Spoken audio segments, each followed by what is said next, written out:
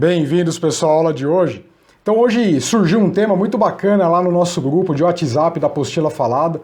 Eu aproveito para pedir para você e convidar você a se inscrever no nosso canal, deixa seu like, deixa aí suas sugestões de temas. Aliás, esse tema aqui saiu de umas discussões muito bacanas que nós tivemos aí hoje, no período da tarde. E você pode clicar aqui no descritivo do vídeo e encontrar ali o link para você vir fazer parte aí do nosso grupo de discussões da Apostila Falada. Vai ser um prazer ter você lá, tá? E a pergunta que hoje surgiu e que foi muito divertido de ver ali foi: compressor comprime ou não? É uma pergunta aparentemente ingênua, mas ela é cheia de conceitos de mecânica dos fluidos e da termodinâmica, né?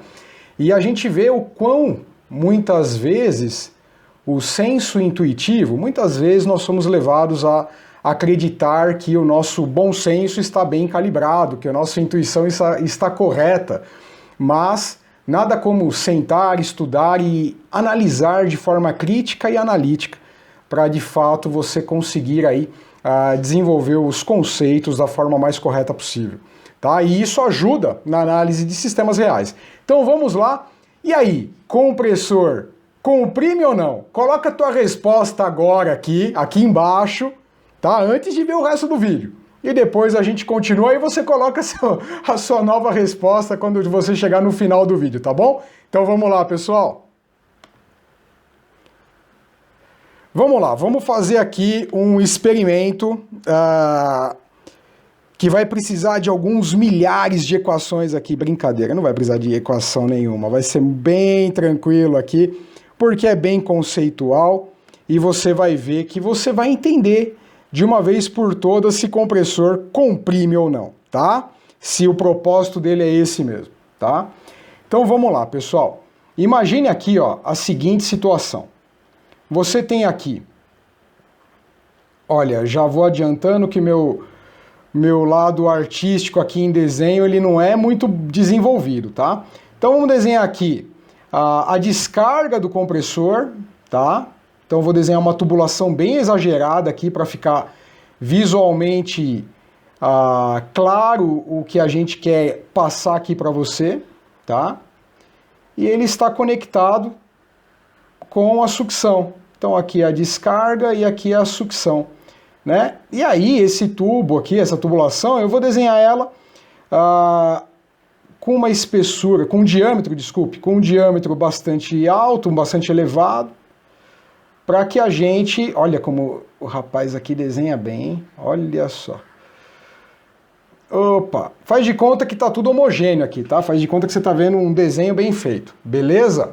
Então nós temos a nossa tubulação aqui.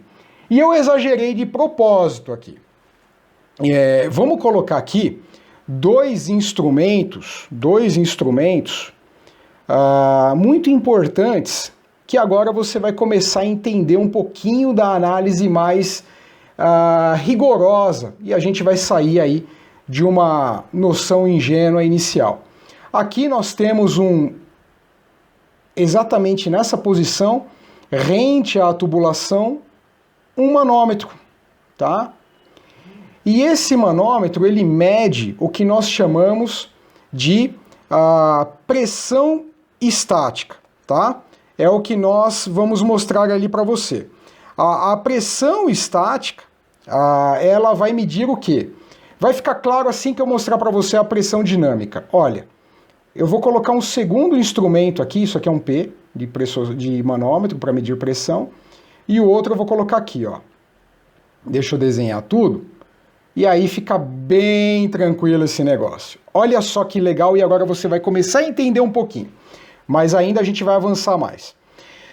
Esse compressor, ele está deslocando um fluido que vem pela sucção. Você colocou um certo fluido aqui, seja qual for o estado, tá? Seja ele gasoso, seja ele no estado líquido. Não vamos entrar no mérito aqui da refrigeração, que só pode ter um fluido no estado gasoso para não quebrar. Aqui eu estou falando um conceito universal da mecânica dos fluidos, tá? Então, olha só, aqui eu tenho um pressostato e ele mede a pressão estática. E esse aqui? A pressão dinâmica. O que é isso aí, Rafael? O que você está falando aí? Ó, há de convir comigo, você vai concordar, que o fluido sendo deslocado neste sentido, né? Conforme eu tiver aqui uma variação desse fluido, variando a velocidade do meu compressor aí, por que não? Com um inversor de frequência, por exemplo, a gente pode aqui variar o deslocamento desse fluxo, seja ele um compressor scroll, alternativo, parafuso, seja qual for a configuração. Aumentando a velocidade desse fluido, aumentando a vazão mássica, aumentando a velocidade dele, esta pressão dinâmica vai ser maior, porque ó, o fluido vai enxergar isso aqui, e a velocidade do fluido vai interferir diretamente. A pressão dinâmica, ela está relacionada com a velocidade do fluido, tá? Com a velocidade do fluido, é aquela velocidade que ele toma de frente, tá certo? E a pressão estática? A pressão estática, ela não tem essa componente do ataque do fluido direto, indo por aqui, e quanto mais a velocidade desse fluido, maior a vazão desse fluido, né, mais esse aqui vai marcar uma pressão maior. Quanto menor, a pressão também cai. Se for uma velocidade, uma vazão muito baixinha, muito lenta, essa pressão aqui vai cair. E essa daqui, ela não depende desse ataque frontal. Ela mede aqui numa abertura que você colocou aqui, tá? Os dois aqui estão abertos, você está entendendo aqui o desenho, e ele está pegando aqui apenas a pressão estática. Vai ficar cada vez mais claro a hora que eu desenhar para você o conjunto completo. Vamos aqui desenhar um outro conjunto, exatamente desse daqui. Aqui, tá? Novamente, pressão estática, agora você já sabe o que é. Faz de conta que o tubo aqui tá tudo certinho, você ignora essa falha aqui de desenho, tá? É um problema mesmo.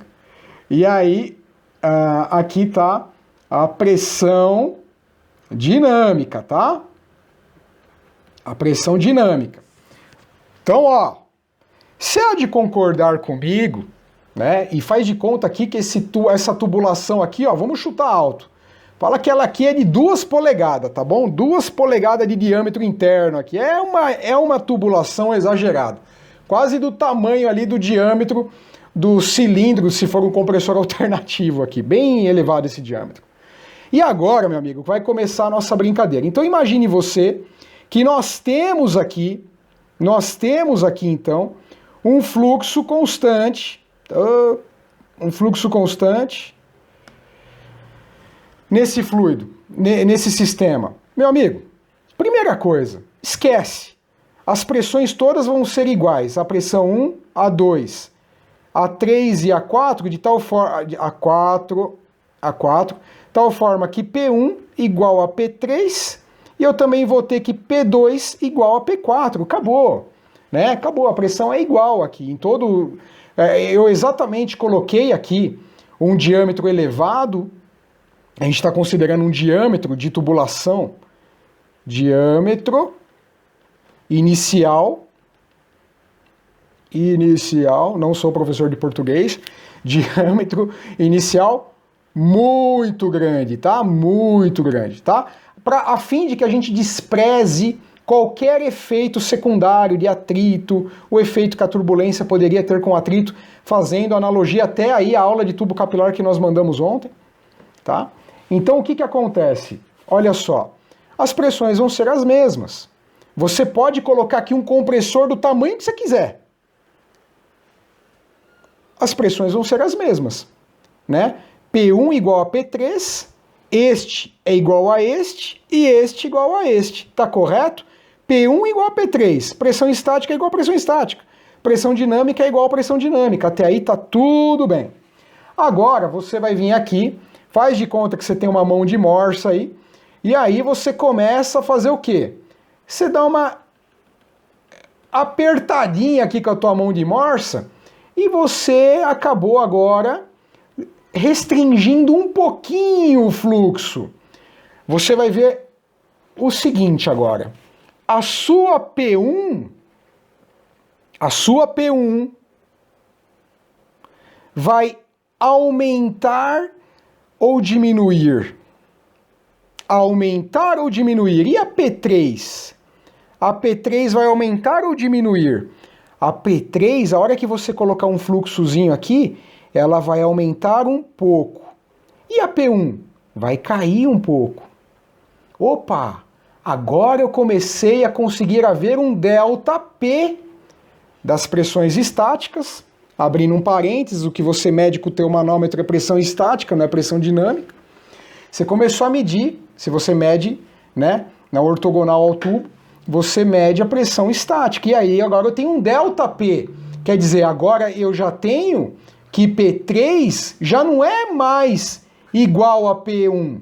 P3 é maior do que P1.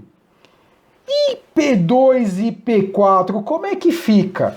Como eu estou falando do mesmo fluido, no mesmo estado circulando aqui, P2, porque a vazão é a mesma, ó, não mudou.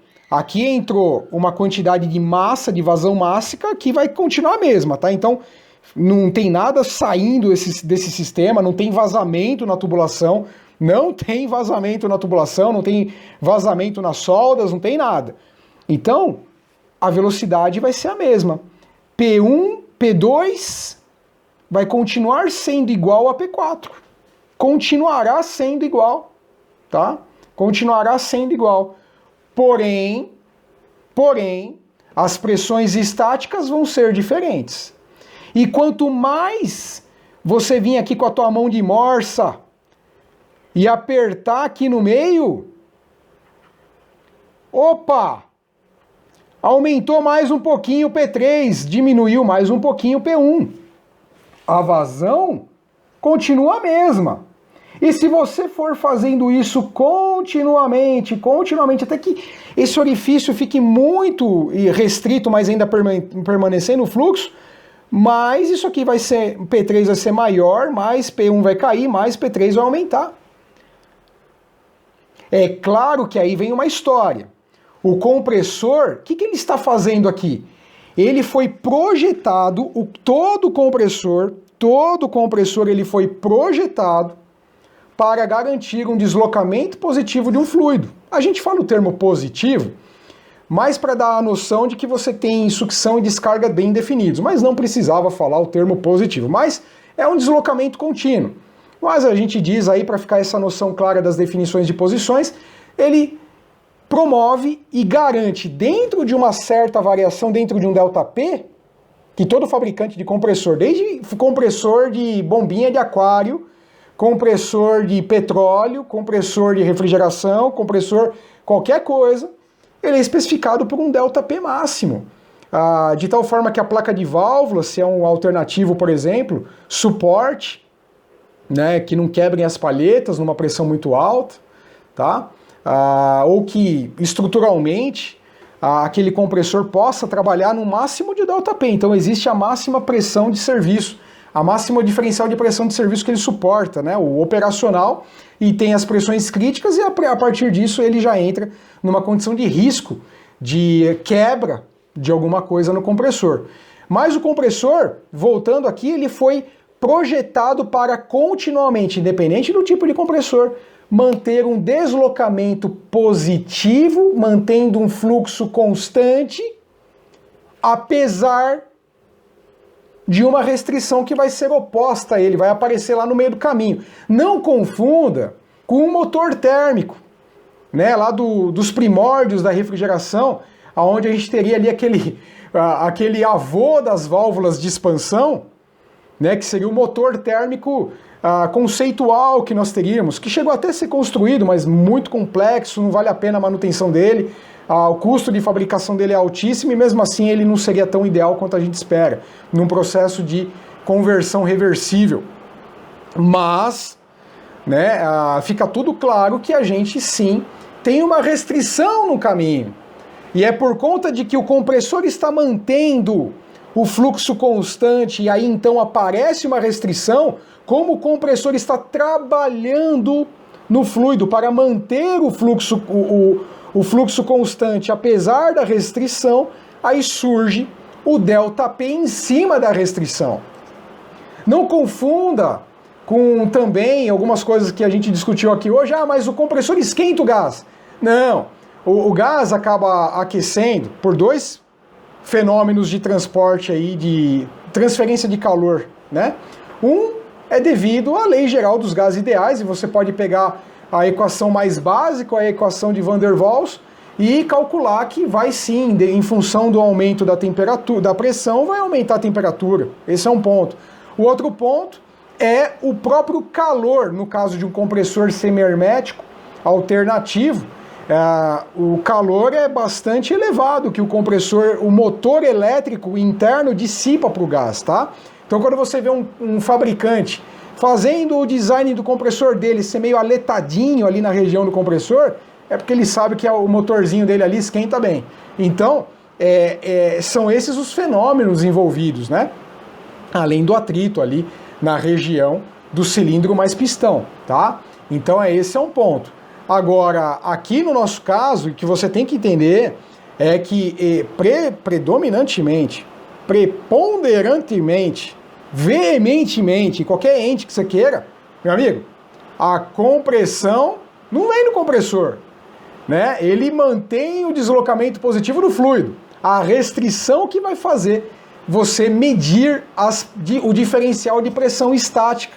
Lembrando que a pressão dinâmica acaba sendo constante, né? Isso acaba sendo observado, exceto Rafael, eu montei aqui no meu sistema para testar isso que você falou, e eu fiz aqui um tubinho, um jotinho igual eu fiz aqui, né? Você fez aqui o aparato, soldou, tomou todo esse cuidado e montou esse medidor de pressão dinâmica aqui, e aí você vai falar para mim que